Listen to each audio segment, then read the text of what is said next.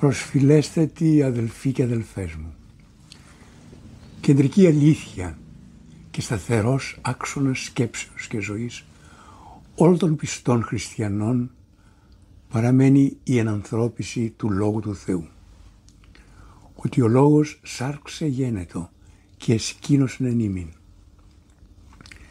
Κατά την υπέροχη σύνοψη του Μεγάλου Αθανασίου, αυτός ενυνθρώπισεν, είναι ημείς θεοποιηθόμεν.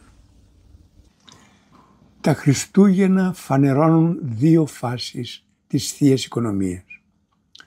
Πρώτον, την έλευση του Υιού και Λόγου του Θεού στην ιστορία της ανθρωπότητος. Δεύτερον, τον σκοπό της, που είναι η καταχάριν θέωση του ανθρώπου. Επίσης, ότι ο μόνος τρόπος της πραγματοποιήσεως αυτού του σκοπού είναι ο δρόμος της αγάπης. Ο σαρκωθής Χριστός, ο αληθής άρχον ειρήνης, δεν εφανερώθη εν σαρκή ως εξουσιαστής με ανθρώπινη δύναμη, γνώση και ισχύ.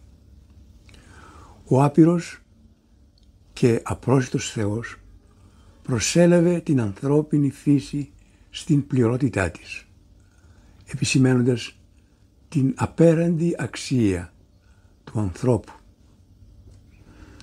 Αυτό το οποίο καταξιώνει το κάθε ανθρώπινο πρόσωπο δεν είναι η καταγωγή, η φυλή, οι γνώσεις, οι ικανότητες, αλλά το γεγονός ότι είναι άνθρωπος.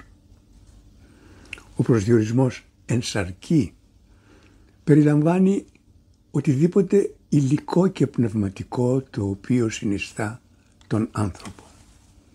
Στο πρόσωπο του Χριστού περιχωρείται η θεία και η ανθρώπινη φύση ατρέπτος. Πρόκειται για ένα γεγονός που αποτελεί την βάση της χριστιανικής αποκαλύψεως. Στηρίζει κάθε χριστιανική αξία και πρόταση. Τα Χριστούγεννα διαλαλούν πασίχαρα ότι ούτως τόσο πολύ με αυτόν τον τρόπο γαριγάψεν ο Θεός στον κόσμο, ώστε τον Υιόν αυτού τον μονογενή έδωκεν, ή να πάσω πιστεύων εις αυτόν μη απόλυτε, αλλά έχει ζωήν αιώνιον. Και ακόμη ότι ο Υιός του Θεού σαρκωμένος φανερώνει το μυστήριο του τριαδικού Θεού.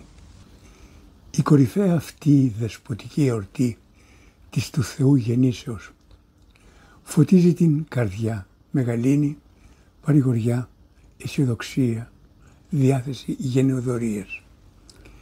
Κύριος όμως αποκαλύπτει ότι ο Θεός είναι αγάπη.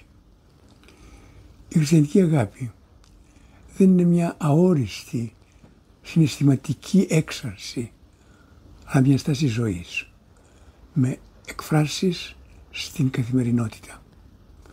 Πρόκειται για ένα θείο φως που λάμπει στην όλη ύπαρξη. Τις ακτίνες του εκφραστικά τις προσδιορίζει ο Απόστολος Παύλος. Η αγάπη μακροθυμεί, επιζητεί το καλό, η αγάπη δεν φθονεί, η αγάπη δεν κομπάζει, δεν επέρεται, δεν φέρεται άπρεπα, δεν επιδιώκει το δικό της συμφέρον, δεν παροξύνεται, δεν μισεί κακή, δεν χαίρεται με την αδικία, αλλά συγχαίρει με την αλήθεια. Πάντα στέγει, πάντα πιστεύει, πάντα ελπίζει, πάντα υπομένει, η αγάπη ουδέποτε εκπίπτει. Ο δημιουργός και κύριος του σύμπαντος δεν είναι μια απρόσωπη ενέργεια, σοφία, δύναμη που προσεγγίζεται με διανοητικές μόνο ικανότητες του εγκεφάλου. Είναι Θεός προσωπικός που αγαπά και αποκαλύπτεται στον άνθρωπο, ο οποίος βρίσκεται σε συνεχή σχέση μαζί του. Μια σχέση που εξυψώνει ολόκληρη την ανθρώπινη ύπαρξη. Στην ιδιότυπη σκληρή εποχή μας, που σε πολλές περιοχές λησομανάει το μίσος και η βία. Οι χριστιανοί πιστοί στον φανερωθέντα εν σαρκή άρχοντα της ειρήνης, πάντοτε με ολόκληρες τις δυνάμεις μας σωματικές και ψυχικές, καλούμεθα να αντιστεκόμαστε όπου και όσο μπορούμε. Η Εκκλησία μας δεν περιορίζεται σε απλούς συλλογισμούς. Εορτάζει με τρόπο δοξαστικό αυτά τα γεγονότα και με ύμνους τα υποπληματίζει. Χριστός γεννάτε δοξάσατε, Χριστός εξ ουρανών απαντήσατε, Χριστός επί γης υψώθητε.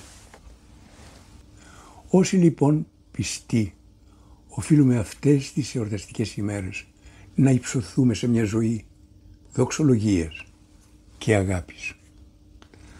Αδελφοί μου, υπενθυμίζω ότι πιο ωραίο είναι να αγαπάς. Έστω και αν κουράστηκες, έστω και αν πονάς. Ότι πιο υπέροχο είναι να αγαπάς αληθινά εν Χριστώ. Ο Θεός αγάπη εστί και ο μένων εν τη αγάπη εν το Θεό μένει και ο Θεός εν αυτό. Ευλογημένα Χριστούγεννα, με ειρήνη και ελπίδα στον ταλαιπωρημένο μας κόσμο το νέο έτος 2025.